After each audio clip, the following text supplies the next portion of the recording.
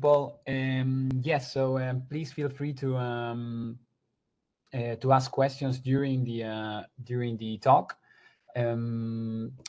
So the topic of the talk will be on a technique called molecular dynamics.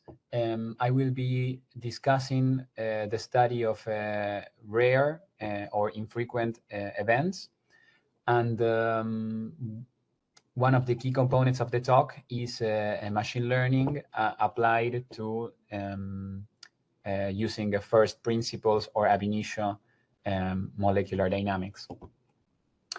Okay, so I'll start with an outline of the talk. So first, I will focus on the theory behind the techniques that I will later use. So I will start with molecular dynamics, and then go briefly through the idea of first principles and molecular dynamics. I will also discuss how machine learning models allow us to do first principles molecular dynamics in a very efficient way. Then I will give a brief introduction to the idea of rare events and a set of techniques called enhanced sampling that are used to study rare events. And finally, we show some applications of these techniques to study gallium and the crystallization of water into ice. Okay, I will start with the theory now. Perhaps you have already seen a plot like the one that I'm showing here. What I'm trying to illustrate is the different length and time scales that can be studied using different techniques. I understand that throughout the school, you will hear about different techniques.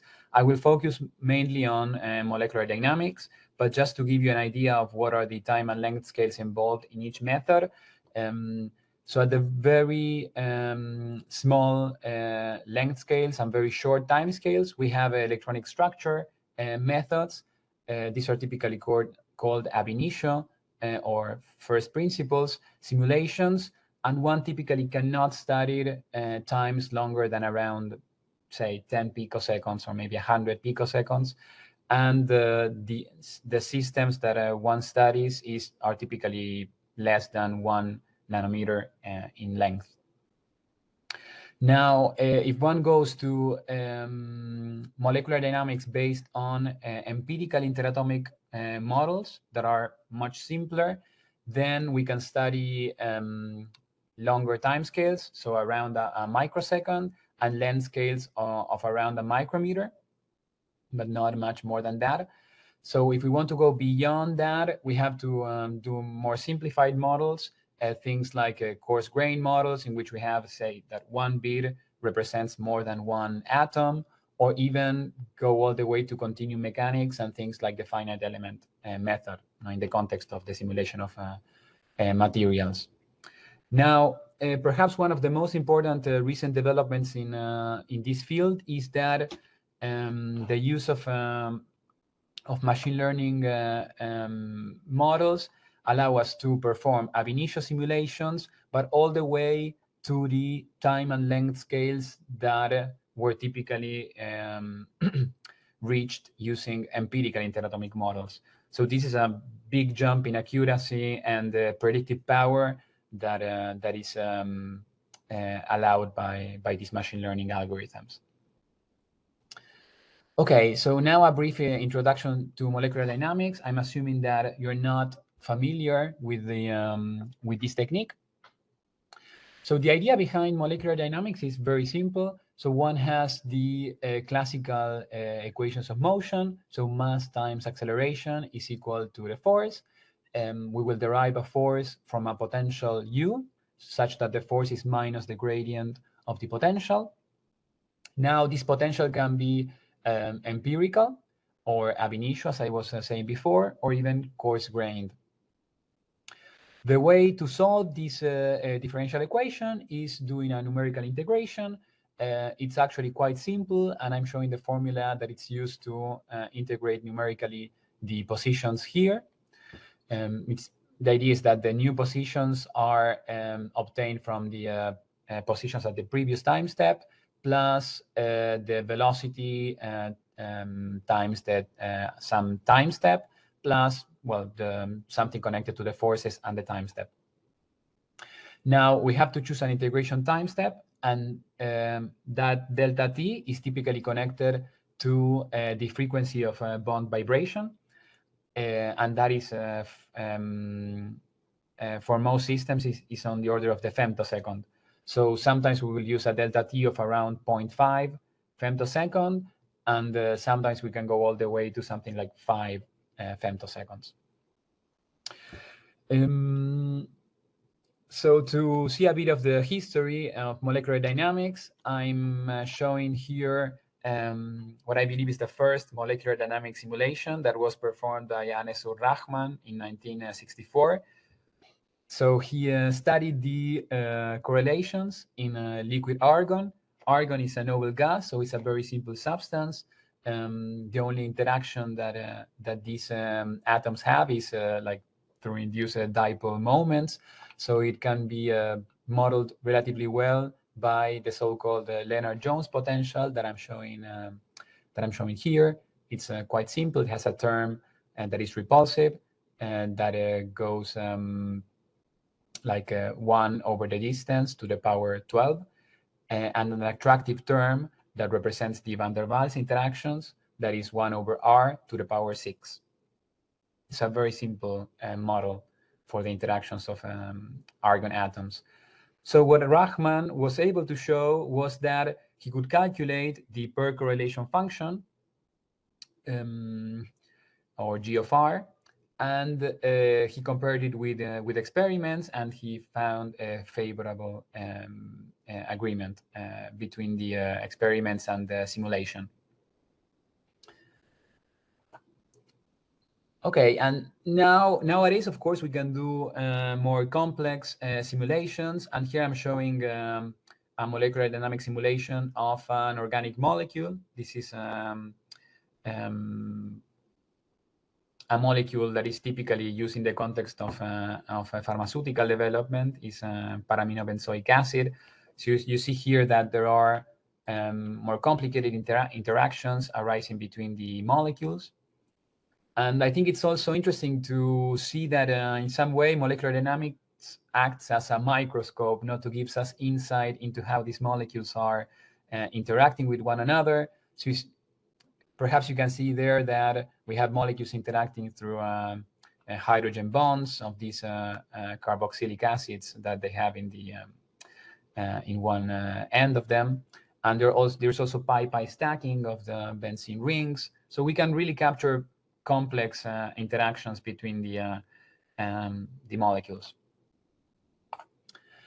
Okay, so I will discuss mostly two types of interatomic potentials. The first ones are empirical models.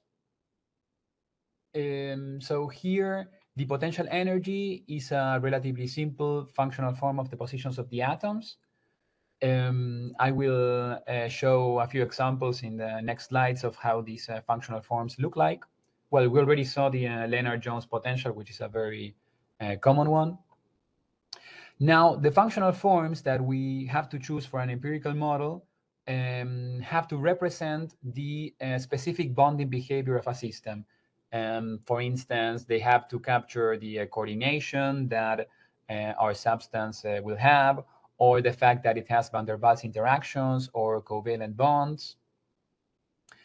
We already saw for argon that the main feature was van der Waals interactions. That's why we chose Lennard-Jones. For covalent bonds, we can choose springs or even have rigid bonds. Now, these models are quite simple. They typically have a few parameters, typically the order of around 10 or much less than that. And these parameters are chosen to fit experimental properties, say something like the melting temperature or the heat capacity, latent heat of fusion, different thermodynamic properties of the substance. And one big advantage of this type of model is that they are very fast. One can even reach a microsecond per day, although typically it's more in the order of 10 or 100 nanoseconds per day. That maybe doesn't seem like a very long timescales to you, but actually one can study many interesting phenomena in this type of timescale. These models are relatively primitive, although sometimes they can be polarizable and flexible. Flexible in the sense that bonds can change distance, and one can also change angles that molecules form. But this is not always the case. Sometimes these models are rigid. And an important limitation is that they're almost never reactive. So they cannot describe chemical phenomena, not the formation and breaking of bonds.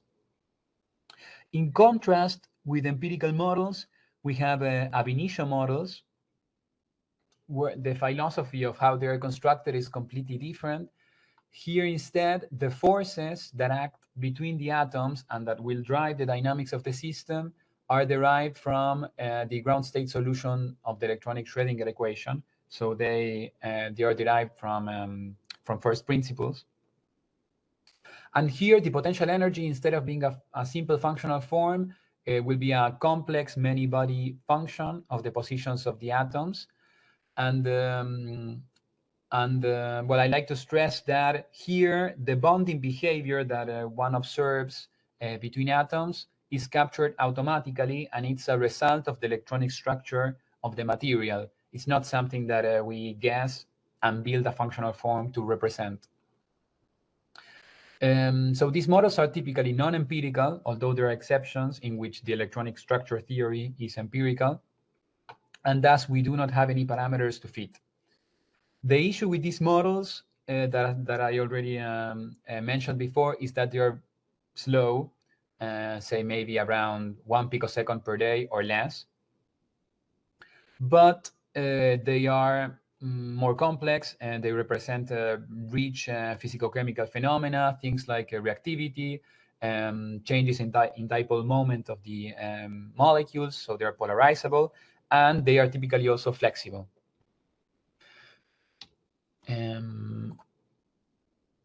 Yes, so now I would like to recommend some books. So if you decide eventually to go into research in this topic, these are the classic books that one should have in mind. So one is the book Understanding Molecular Simulation by Dan Frenkel and Berend Smith.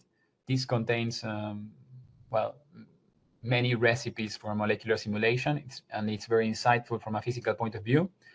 There's also Tuckerman's book on statistical mechanics. That is a great way to learn formal statistical mechanics together with molecular simulation. And lastly, I would like to recommend the book by Dominic Marks and Jürg Hutter on ab initio molecular dynamics, and that is also the focus of this talk. Do you have any questions so far? Now, the plan now is I would like to show you an example of empirical and ab initio models for a substance, and I will use the case of water. Do you have any questions so far? Okay, feel free to type any questions in the on the chat, or just unmute yourselves and ask. So I will describe the case of water. And see how empirical models are typically constructed, and how we will also be able to do first principles dynamics of water. So I'll start with the electronic configuration of oxygen. So we have the innermost or core electrons that have the same electronic configuration as helium, and then we have 2 s electrons and 4 2p electrons. We can illustrate it as typically done in chemistry with these boxes. And these orbitals that we have here can hybridize and form 4 sp3 orbitals. So the oxygen atom will have a tetrahedral coordination due to this hybridization. And we have 2 unpaired electrons that can be saturated. So the bonds can be saturated by hydrogen in the water molecule. So the final structure of the water molecule is it has two lone pairs of electrons and two hydrogens that are saturating the bonds. Now, in condensed phase, water will form hydrogen bonds, and due to this tetrahedral electronic structure that it will have, it can form two donor hydrogen bonds and two acceptor hydrogen bonds. And as a result of that, the main feature of the bonding behavior of water will be the tetrahedral coordination. So this will be the case in liquid water and in all low pressure forms of ice. So it's a very important characteristic of water and ice, the fact that it has tetrahedral coordination.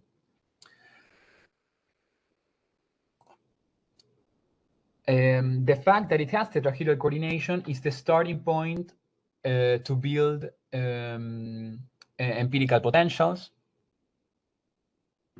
And as a matter of fact, one of the simplest models of water, called the MW model, is a coarse-grained model. So we have one bead that is representing the oxygen and the two hydrogens. So three atoms mapped to one bead. And what is done here is we choose a functional form that has pair interactions and also another term that is contains three body interactions and therefore angles between these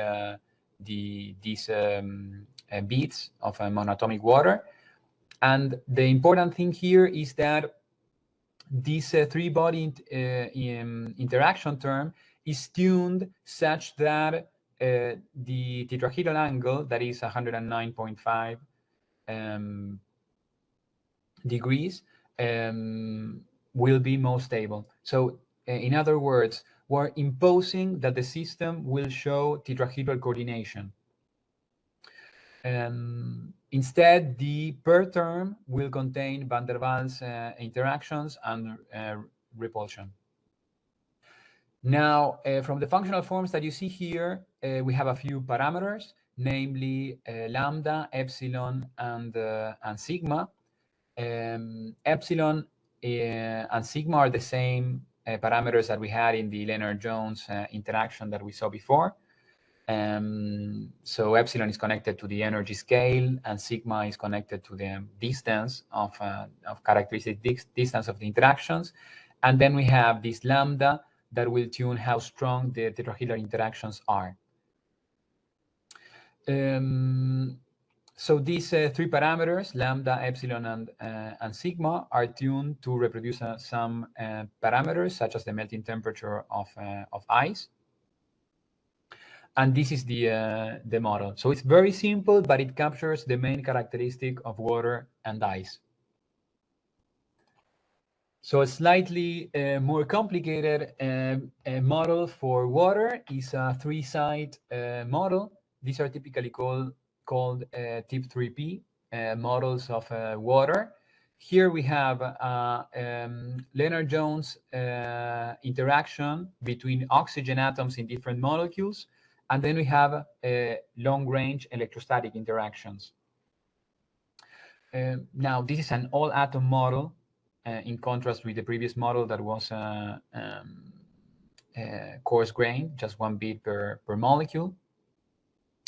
And as I mentioned before, when I was describing empirical potentials, this model is rigid in the sense that the OH distance is fixed, and also the HOH angle will be fixed. So it's a very simplified model from that point of view, but it does have Lennard-Jones interactions between oxygen atoms. It has electrostatics. Now here we have only pair interactions. So there are we don't have many body interactions, not even three body interactions, but the tetrahedral coordination will be captured with the geometry of the molecule and the electrostatics. But we will also have very few parameters to fit. In this case, we have the epsilon and sigma in the Lennard-Jones interaction, and some charge that we put in the hydrogen atoms and oxygen atom. Now, the biggest issue for this model is the fact that it has very limited flexibility for the dipole moment of the molecule, in the sense that the dipole moment of this molecule will be determined by the charge that is at the hydrogens and the charge that is located at the oxygen atom. Now, this is not very realistic, in the sense that we actually have a charge density of electrons around this molecule, and that will give rise to the real dipole moment of the molecule. So for this reason, this is also a very simplified representation of water. So the next model that I want to describe tries to well, it's more flexible and allows for changes in the some more subtle changes in the dipole moment. So this model has 4 sites. So we have the 2 hydrogens that we had before. We have 1 oxygen atom, and we have a new site that is that contains the negative charge. So the electrostatic interaction now will involve the hydrogens and this new site. This is very important because it will allow us to have more flexibility regarding the dipole moment of the molecule, and therefore we will capture more realistic interactions between the molecule. Okay, that's an overview of the empirical water models. I think this is important because now I will go to describe models derived from first principles calculations. You will see that these are more complex, but I think it's good to bear in mind what are the typical empirical models of water that are used. And by the way, models of other substances, or maybe say yes, organic molecules like the one that I was showing in the movie at the start of the talk, are also very similar to the model that I'm describing here. Okay, now I will go briefly to the idea of first principles or ab initio molecular dynamics. So here I have a few water molecules, and what I have in mind is that I will solve the time-independent Schrödinger equation for the electrons in this configuration. I will assume that the nuclear positions are fixed. So here we have the electronic Hamiltonian that depends parametrically on the nuclear coordinates capital Ri. The electronic coordinates are lowercase r of I. And here we have the eigenvalues, so the energies that the system can have, E. And the eigenstates, so the wave functions, are the size that I'm showing here. So what we will try to obtain here is, once that we solve this equation, we would like to obtain the ground state, typically called Born-Oppenheimer potential energy surface, because we assume that the nuclear coordinates, so the motion of the nuclei and of the electrons, can be separated. That's the Born-Oppenheimer approximation. So once that we have the solution to the time-independent electronic Schrödinger equation, we can calculate the forces using the Hellman-Feynman theorem. And once that we have these forces, we can drive the dynamics of our system using these forces. So that's ab initio molecular dynamics in a nutshell. Now, of course, we cannot solve the electronic Schrödinger equation for more than a couple of electrons. So we often resort to approximations. By far, the most popular approximation for materials is density functional theory. I believe you will have a lecture on this subject in the following days. Just to give you an idea of the approximations that are involved in the context of density functional theory. So we have that the total energy is found from the minimization of this expectation value, considering a set of wave functions, of trial wave functions. Perhaps an important feature of density functional theory is that we have this energy functional. Here it's a Kohn-Sham energy, and that has several terms. So we have a kinetic energy term. We have also this external potential, which represents interactions of electrons with the nuclei. Then we have the so-called Hartree term, that is essentially the standard electrostatic repulsion between electrons.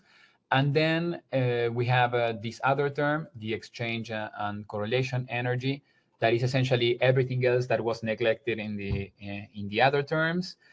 In principle, this theory is exact, but the approximation goes here in the choice of an exchange and correlation functional. And here I'm showing the functional form of the GGAs. This is a generalized gradient approximation.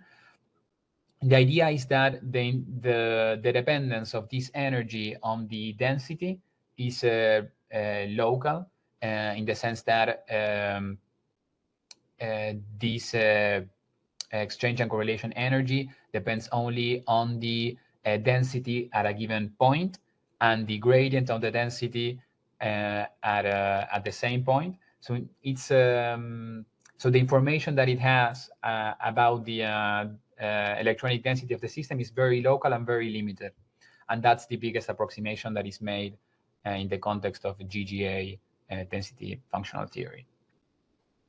I believe you will have much more about this topic in other talks. DFT is a cornerstone of molecular simulation nowadays, so it's important to understand it. Now, a bit more about the physics of this type of model. So what does an ab initio model capture that empirical models can't? So as I said before, they can capture automatically very complex behavior from the point of view of bonding, of the chemical bonds that are formed by in the system. And what I'm showing here is from an old paper, one of the first examples of ab initio molecular dynamics in silicon. What I'm showing here is the electronic density of state. I hope you're familiar with the solid state physics and what these electronic density of states mean. What you can see here is liquid silicon and amorphous silicon. I'm using amorphous silicon as a proxy for a crystalline silicon. And what I want to highlight is that while the electronic density of state is non-zero at the Fermi level for the liquid, it is very small, or even zero for the crystal. For the amorphous or crystalline silicon, it's almost zero. So this means that liquid silicon is metallic, and crystalline silicon is, of course, a semiconductor. So what I'm trying to highlight here is the complex changes in electronic structure that one can have during a phase transition. And as a result of those changes, we will see that there are changes in the bonding behavior. So if we start with crystalline silicon, we have here, so these black balls are the silicon atoms, and what we see in between are the contours of the charge density, so of the electrons. So what you see here is that the electronic density is localized in between these atoms, And this is essentially the substance of the chemical bond. So atoms are held together because there are electrons there holding them together. Now the situation changes. So these covalent bonds that are very directional and very localized, if one starts heating up this configuration, so raises the temperature, we will see melting. And when you reach liquid silicon, the chemical bonds are no longer very localized along so the electrons are no longer localized along the bonds. So the system has in fact become metallic, where interaction is much more isotropic. Now, how does one capture these complex bonding behaviors with empirical potentials? Because it's simple to say, okay, I have directional bonds, but now how can I do an empirical potential that can capture these different bonding behaviors? And the answer is that it's very hard, and typically that's why empirical models have a lot of limitations that these type of simulations won't. Another interesting feature of these models is polarization. Polarization is the fact that the dipole moment of a molecule or of an atom changes as a result of the environment. So if you have a true charge density that I'm showing here schematically, it has been shown that there is an exact map from this type of charge density to a configuration that has positive and negative charges, where the negative charges are localized in a special position called the one-year centers. And what I'm showing here on the right is the one-year centers in the case of the water molecule. So you see that we had before two lone pairs and the electrons that are forming the bonds with the hydrogens, and this is what you're seeing here from ab initio simulation. So the fact that these centers of electronic charge will be able to move will give rise to polarization in ab initio models. Okay, so now I will move to the idea of using machine learning. I see some questions. I will answer the questions that I see in the chat. So the first question is, in the last set of models you present, how is the position of the fourth site determined? Okay, I will go back to that and answer that question briefly. So the position of this site in the Tip3p model, so the distance between oxygen and this site is called DOM. So to be more precise, so this site lies in the bisector of the OH bonds, so exactly along this line, and coplanar with the HOH plane. So the only thing that one has to define is the DOM distance, so this distance, and that's a fitting parameter. So it's just fit in order to reproduce the properties of the substance, in this case, water. Yes, that's the only question that I see. Do you have any other questions that you would like to ask out loud or in the chat? Please go ahead. I'm happy to answer any questions.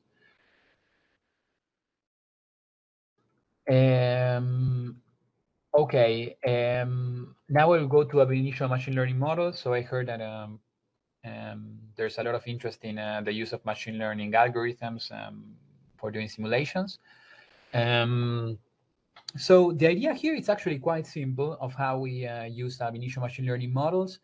So the idea is that we want to train a machine learning algorithm in order to reproduce the energies and sometimes the forces or the virial obtained from density functional theory calculations.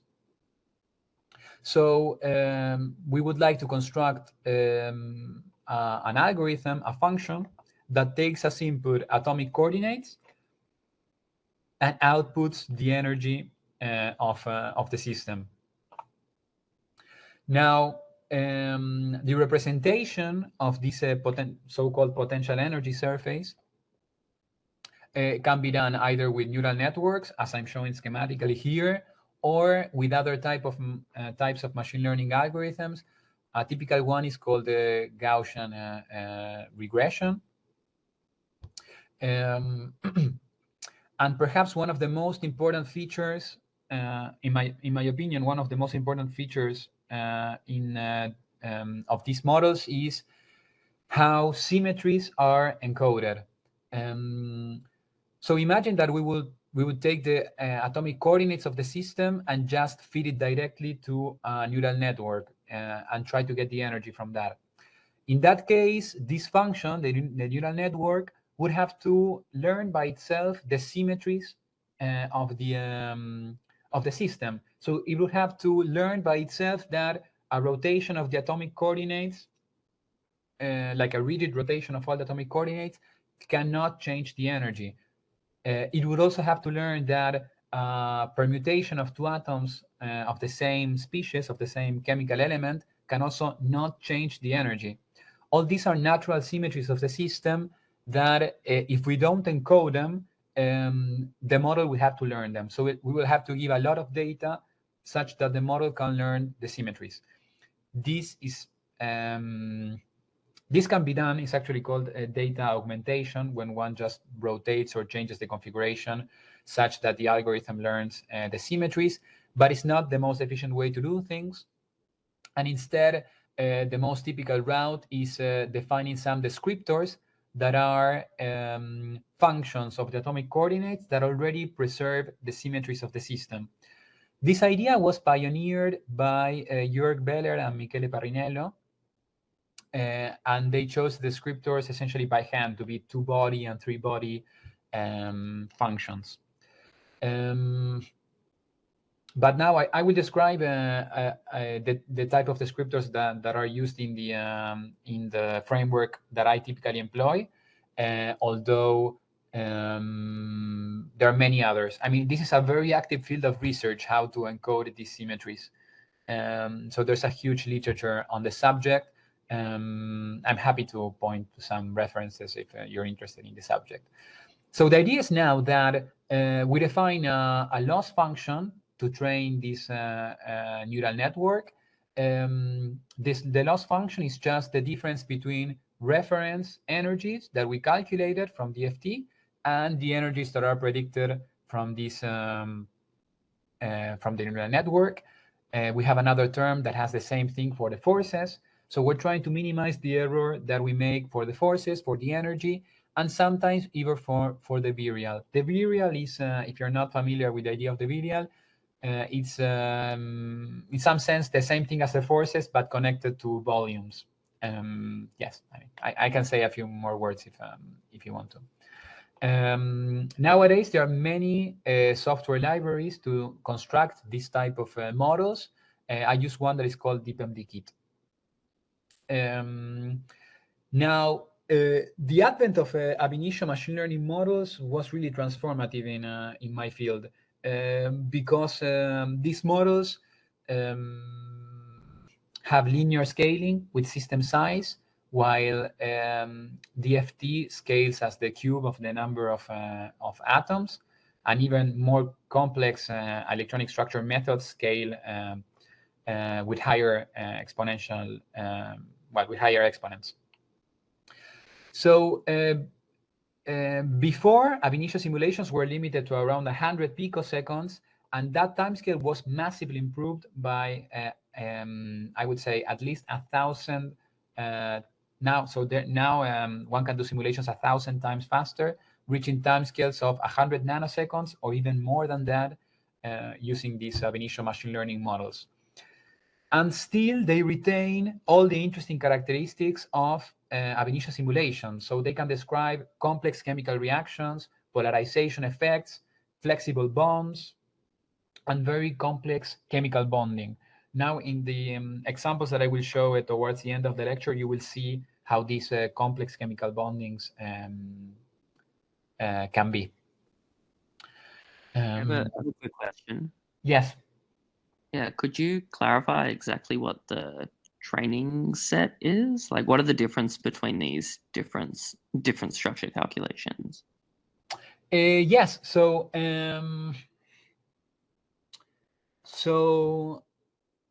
the model that you have here will just interpolate with whatever configurations you're feeding to the training. So the training set is, say, a box with atomic configurations, and they have to be representative of the configurations that are needed for the phenomenon that you would like to study. So for instance, you can start the training set, say, with 1,000 configurations that were extracted from an ab initio molecular dynamics simulation that you already had.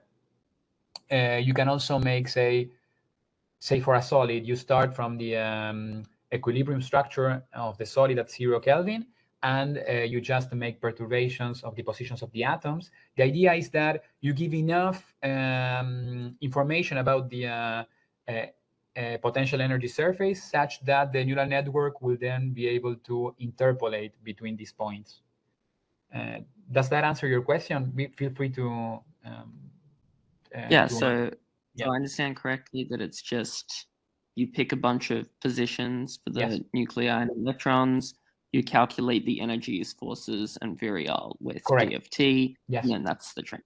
Yes, indeed, and that's exactly what you feed to the to this algorithm. Yes, correct. Thanks. Okay. Any other questions? Okay. I will say a few. No, before going into that, so I use this DeepMD methodology, and the reason why I'm using that, it's because it works really well for very large systems, as the one that I will show towards the end of the talk. So it has very good performance, and that's why I use this methodology. What I'm showing in this plot is that the algorithm was actually tested in the the top two supercomputers, Summit and Fugaku, and shows very impressive performance. And lastly, a few words. I said before that the choice of descriptors is in this type of algorithm is a very active field of research. In the algorithm that I use, this DeepMD framework, the idea is that one starts from the atomic coordinates, constructs a matrix that has, well, essentially these are the coordinates, the x, y, and z coordinates scaled by the distance. And this S of R is just a switching function, something that is 1 at very short distances and 0 for long distances. So from this matrix, one can construct the descriptors based on other functions, these functions that I'm showing here, these G's. These G's are also neural networks, so the idea is that the descriptors themselves are also learned. But this is a particular framework. Other frameworks, such as the Beller-Parinello one, have fixed descriptors. Anyway, I don't want to go very deep into this, but it's a very active field of research. Now, even though these machine learning models are very, very fast, we still have a timescale problem in molecular dynamics simulation that I will try to illustrate now. The issue is that we have an integration time step that forcefully is in the order of the femtosecond, because otherwise the integration of the equations of motion is not carried out properly. So if we integrate these equations 1,000 times, we'll still be in the picosecond range. And that effectively limited ab initio MD to around, as I said before, 100 picoseconds. With ab initio machine learning models, we reach around 100 nanoseconds. And with empirical models, as I said before, we reach around a microsecond, maybe a bit more. The issue that we have here is that there are many interesting things that we want to study that have much longer timescales. So protein folding, for instance, a very important phenomenon in biology, takes place something in between a microsecond and a second, and it's clearly outside the region that we can study. And there's also a phenomena like nucleation or crystallization that is one of the main topics of my research that I will illustrate towards the end of the talk. And this also takes place from microseconds to days. So this is really out of scope of standard MD simulations.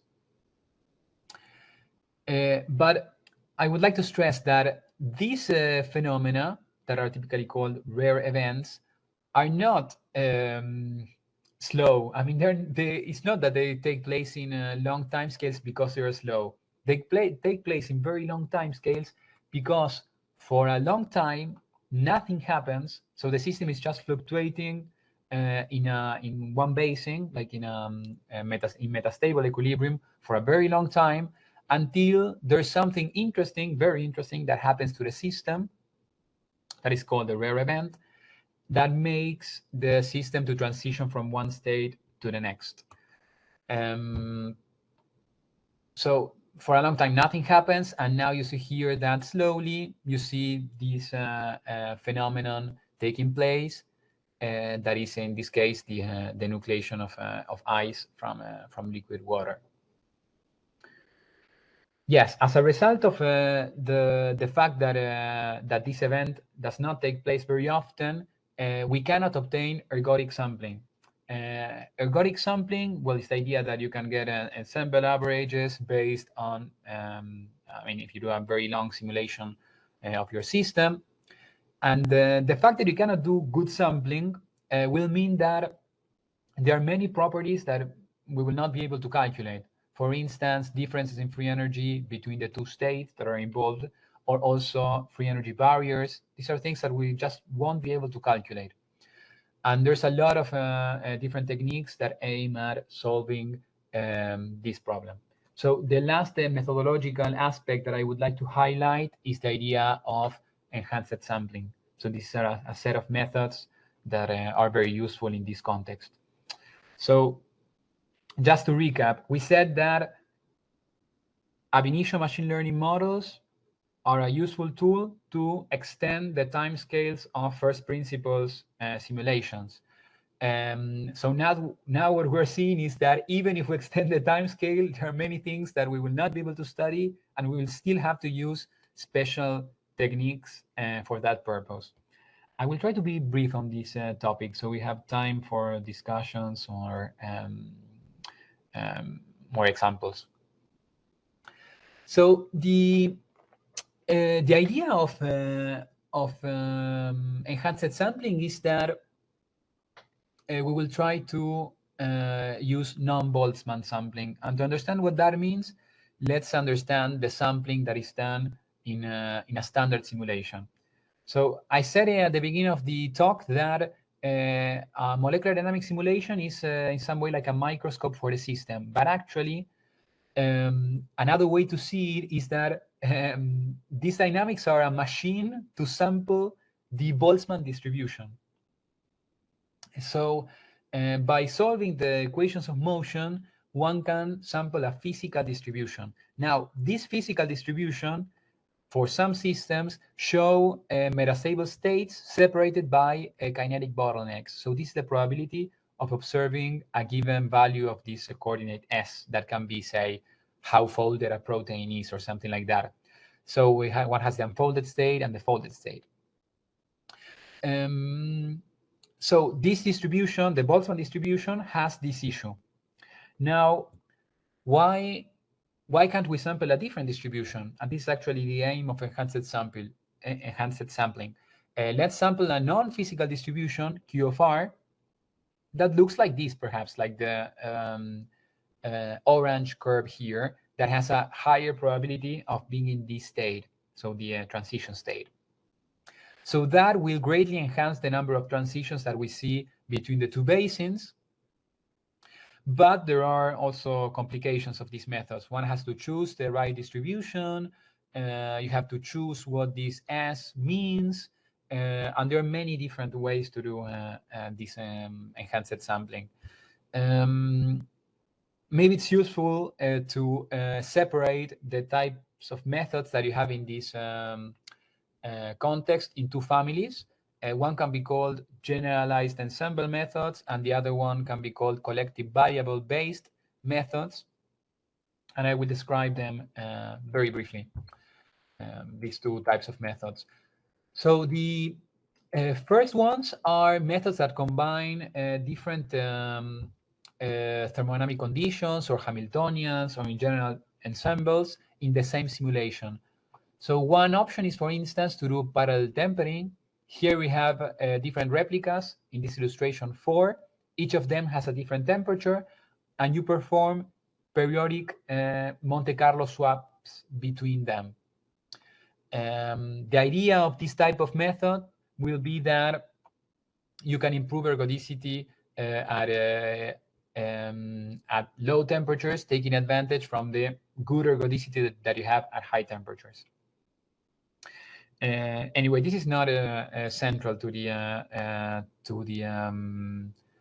talk today, but it's a very important class of methods. There are many others in this family.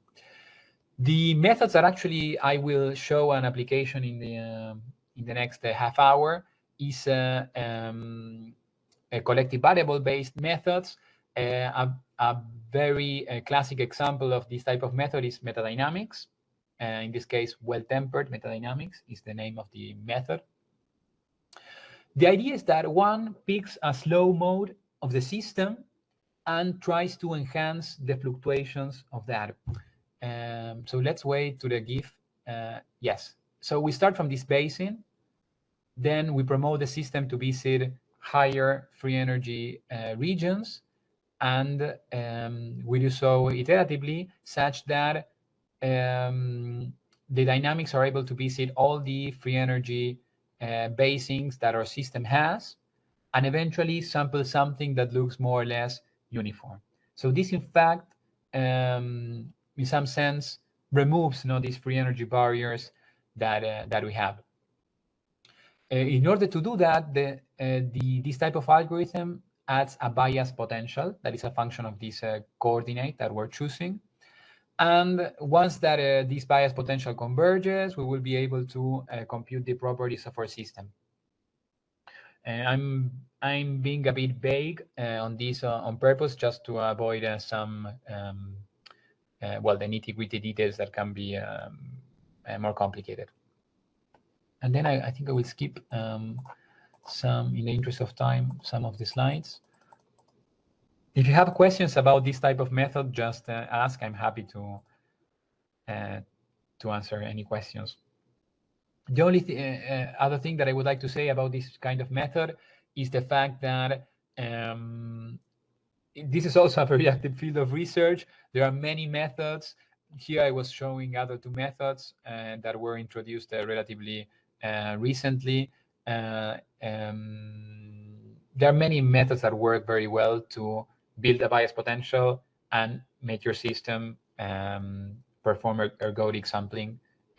Yes, that's the take-home message, I would say. I will also skip this, and I will jump to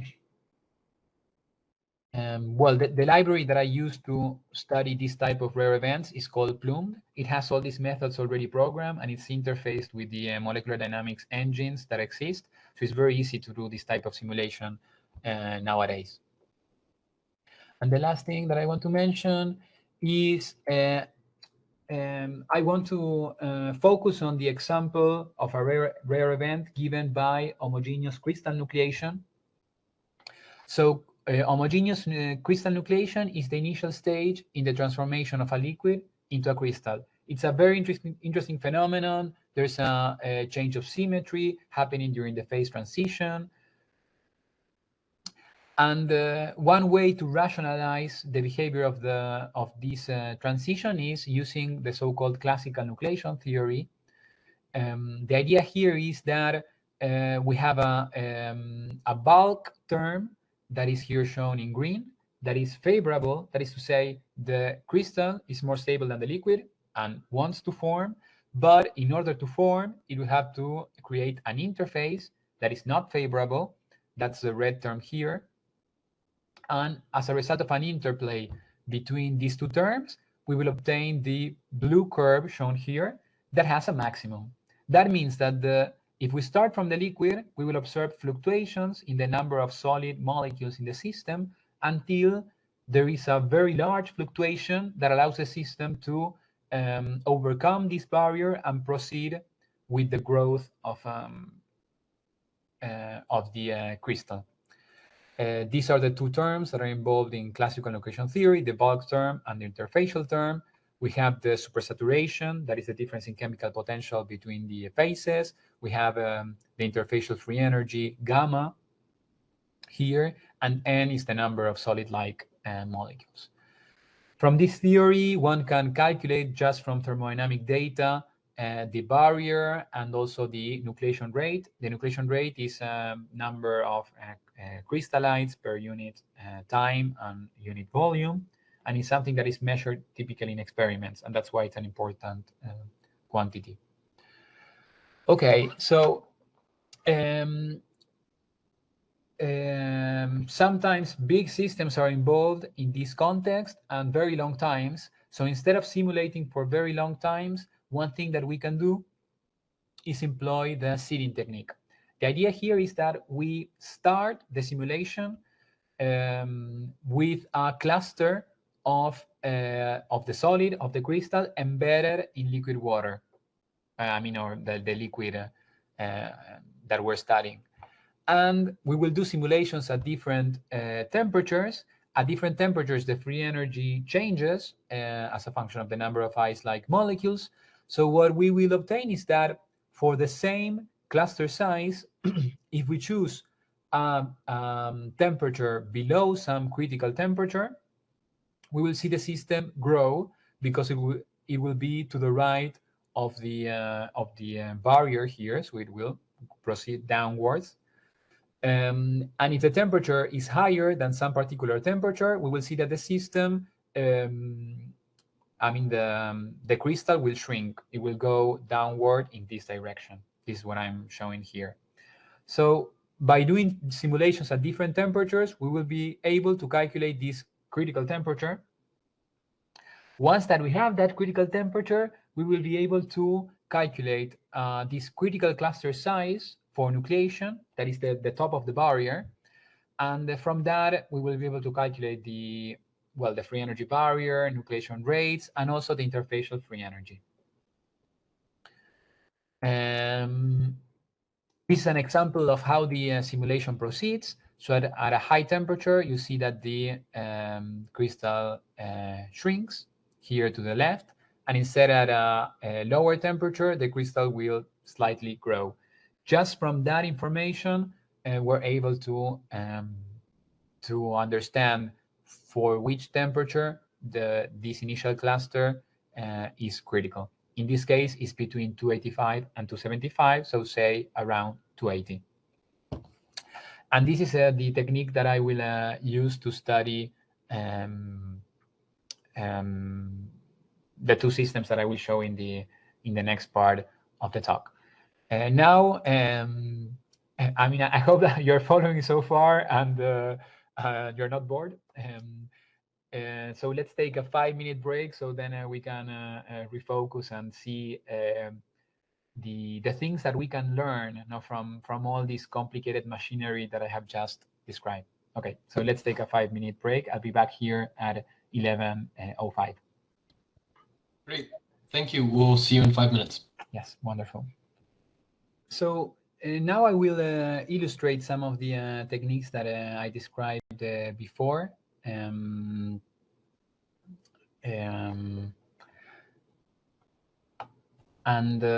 these are mainly, I cannot change, yes. Yes, there are applications to crystal nucleation, which is a subject that I like a lot and I have been working for a few years. Crystallization is an important subject from a practical point of view. The manufacturing of many materials is based on crystallizing them. In the case of pharmaceuticals, it is particularly important. And here, crystallization is performed, well, for many reasons, but to purify a pharmaceutically active ingredient, or also to provide a powder with particular properties. So very practical things, maybe not super relevant in the context of the school. And also, I mean, it's, in my opinion, nucleation in general, but crystallization in particular, is it's interesting from the point of view of scientific curiosity. It's a very complex phenomenon. There are debating theories of how this long-range order emerges from solution or the melt. So I think it's a very interesting topic to work on. And so for this reason, we wanted to study nucleation in a substance that would show the complex bonding characteristics that are shown, captured by first principles simulations. So what we did was we trained a model for the substance gallium that has several solid forms that are very complex, and I will describe in the next slide.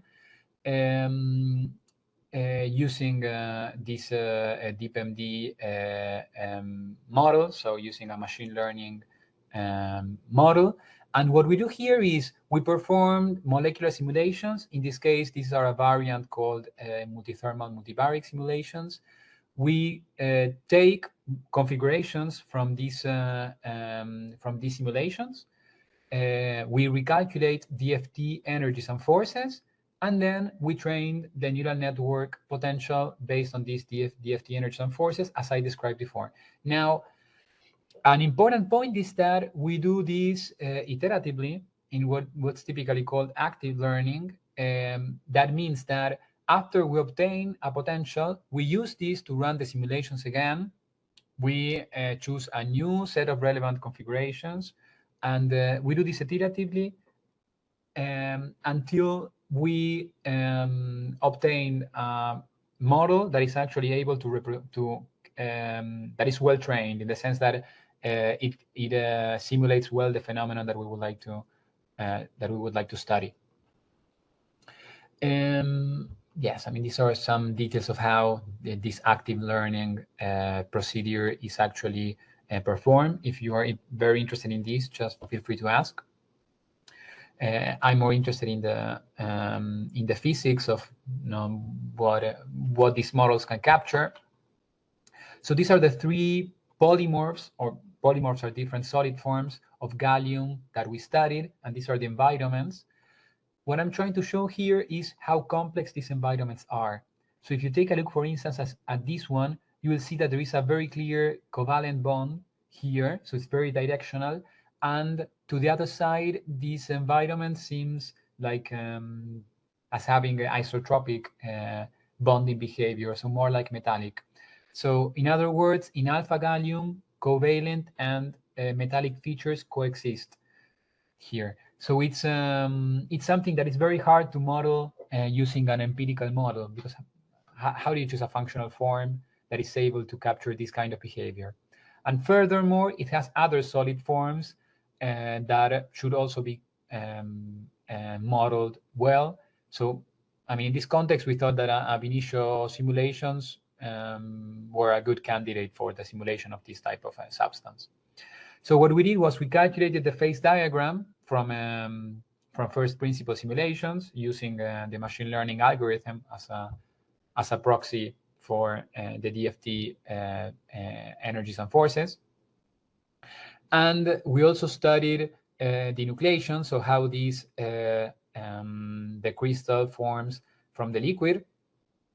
And what we did then was we used the seeding technique that I described before to calculate the free energy barriers for nucleation. So what I'm showing here is the critical cluster size, that is this cluster at the top of the barrier, as a function of temperature for two different polymorphs that are competing.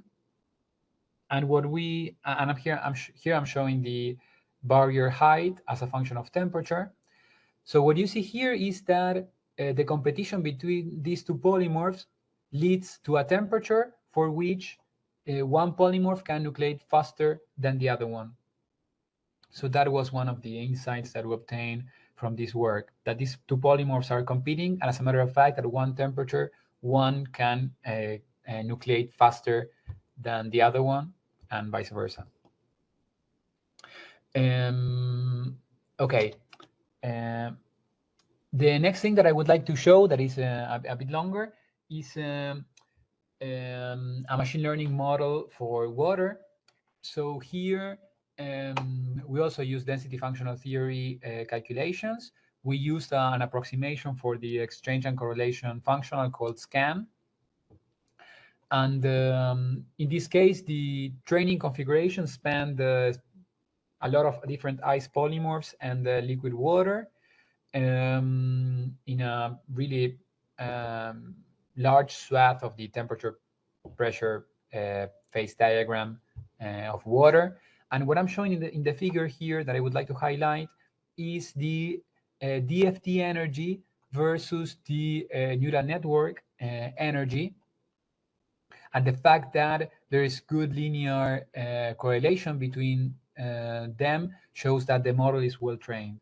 I'm also showing the probability of finding a given error. This is centered at 0, so you see that there's a nice Gaussian behavior of the distribution of errors.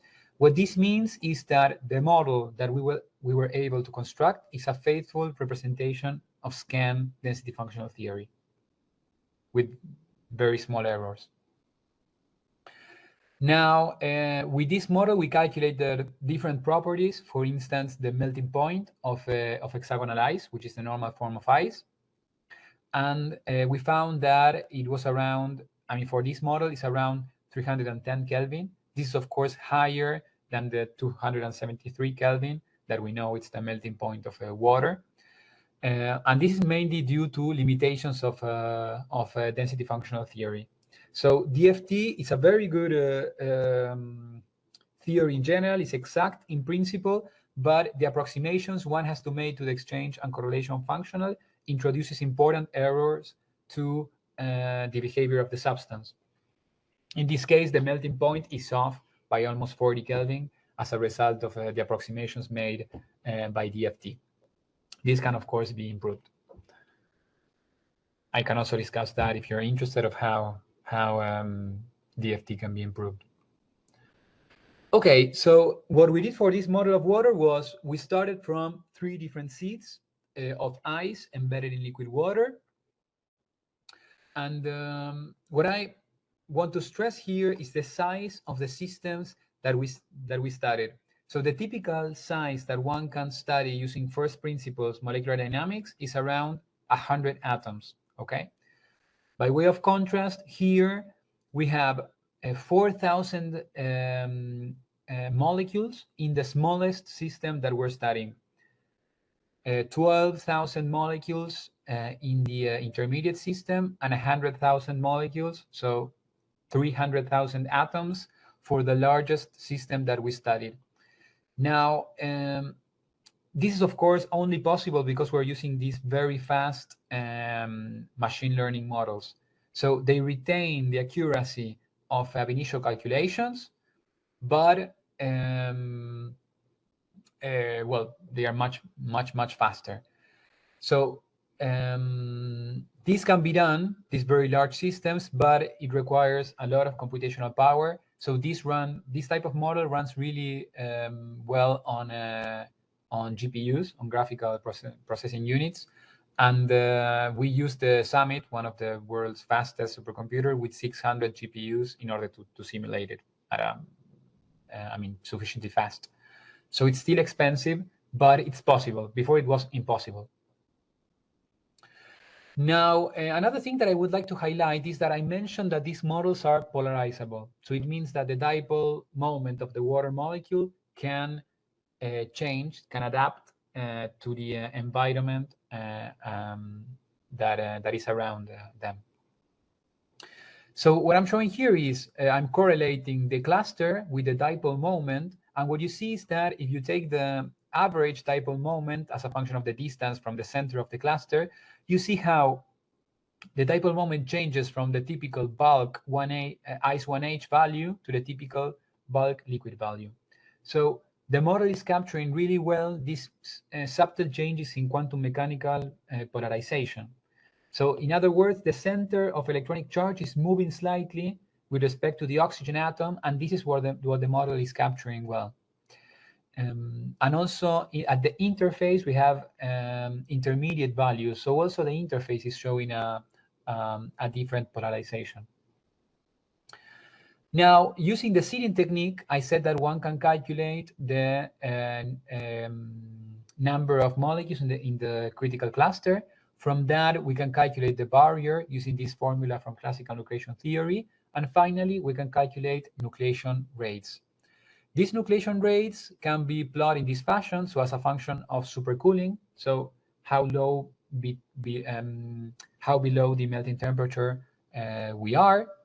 And here I'm comparing the results of this ab initio model with the models that I described initially. So the empirical models MW was coarse grain, and Tip3p was the four-side model.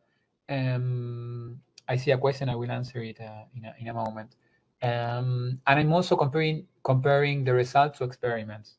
So this is very interesting because I mean, we're comparing results from first principles directly with experiments. The results that we obtain are the ones here shown in green, that they match relatively well the ones of Tip3p, which is probably the best semi-empirical model of water, and also the experimental results shown here in red.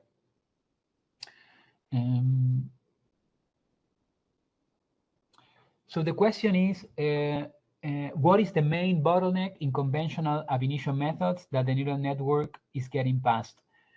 So the main bottleneck in conventional ab initio methods is solving the Schrödinger equation. So the neural network is bypassing the solution of the Schrödinger equation. So imagine that in first principles molecular dynamics, at each time steps, you have to find the ground state of the electronic Schrödinger equation and calculate the forces based on that density that you obtain in the context of density functional theory. Here, you're bypassing completely that. So you have a configuration, you get the energy. That's why it's so fast. Did that answer your question, Julian?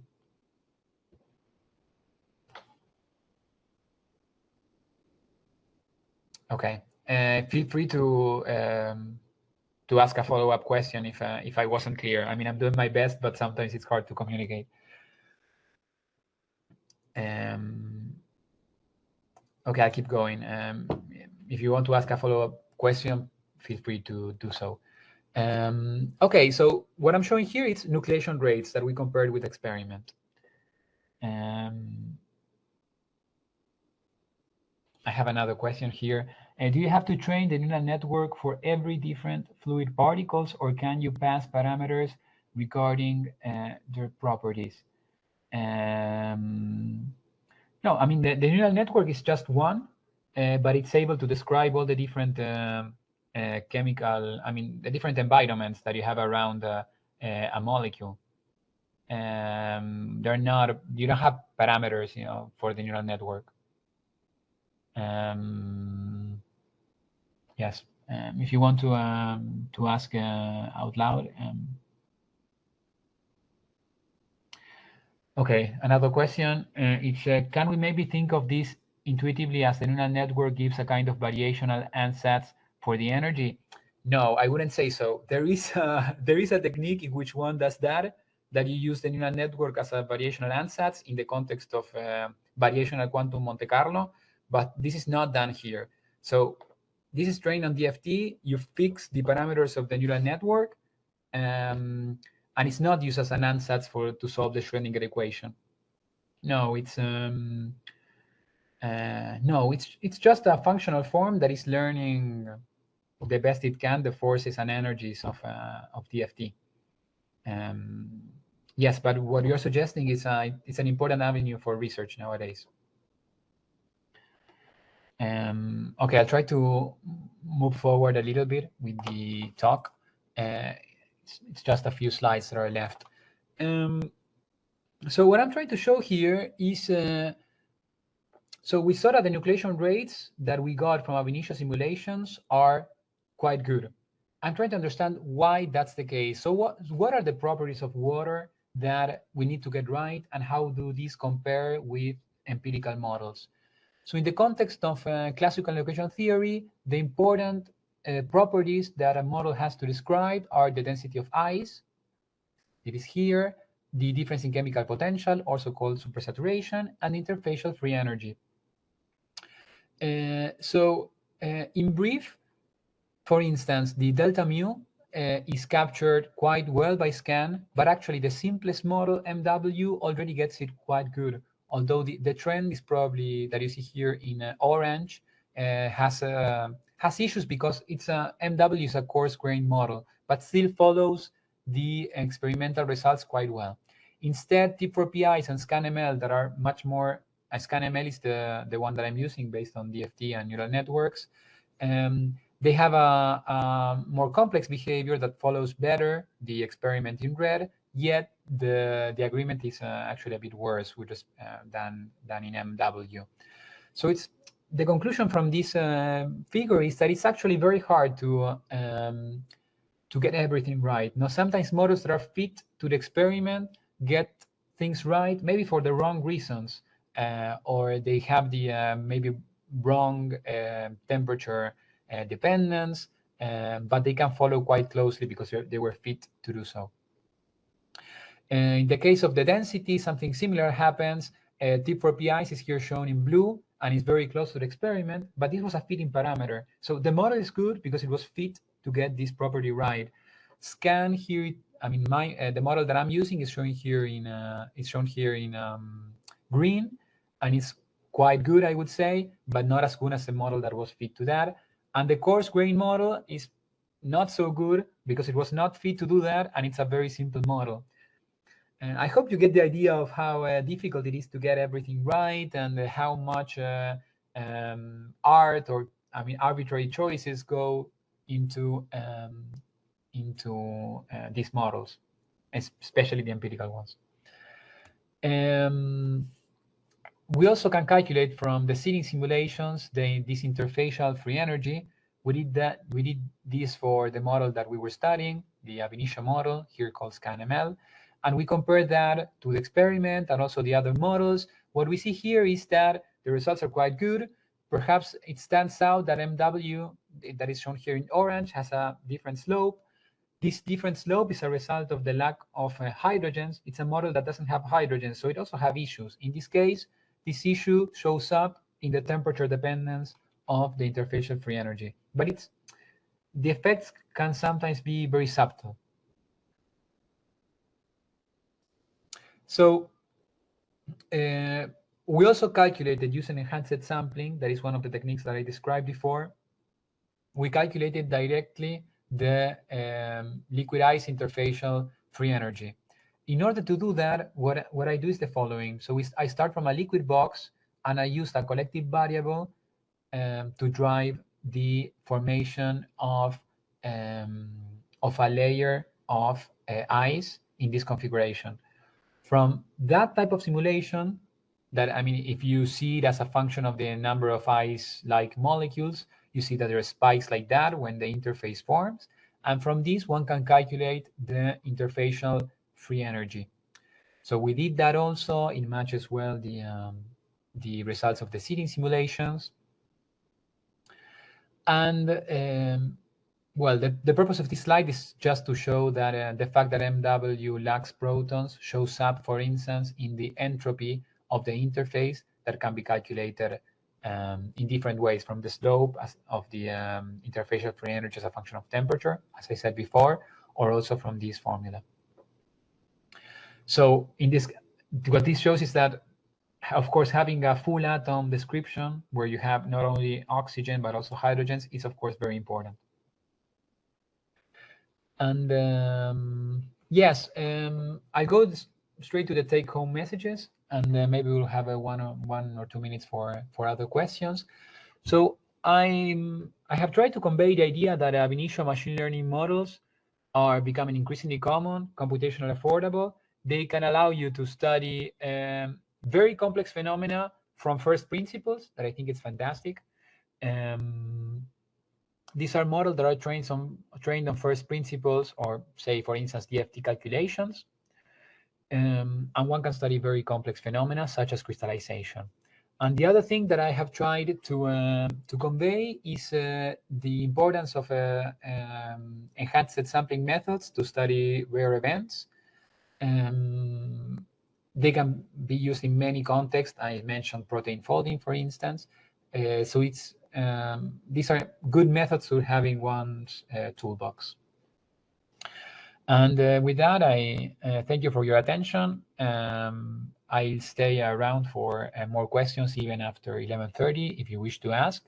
And thanks to Joel Giet for the invitation. And these are funding sources and collaborators. Yes, I see no more questions for the moment. Feel free to ask, unmute yourselves and ask, or put more questions in the chat. Great, thank you very much, Dr. Piaggi. I was going to say, I don't know if you saw that there was a question at 11:21 by Julian Ingham. Did you get to that? I think I answered those. There were, yes, I think I answered both of the questions. One, yes, 2 at 11:21. Yeah. Okay, I'm glad. I hope you enjoyed the talk. Feel free. Well, you can ask for my email address if you want something. I have to ask something, and I'm happy also to send the slides of the talk if you would like to. Do the books recommended mention the ab initio machine learning techniques? No. The answer is no. So the books that I have mentioned do not include the idea of using ab initio machine learning models, and the reason is that because these are very, very recent.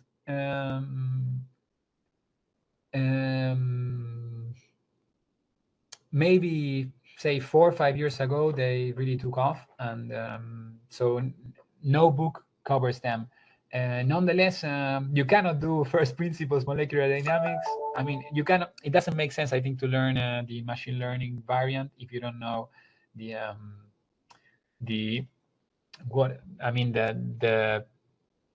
physical foundations of these methods.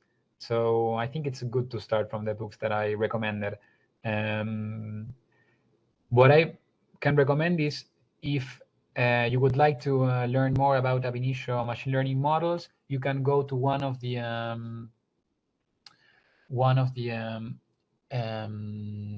papers that I cited in that context, perhaps the DeepMD one or the Beller-Parinello one.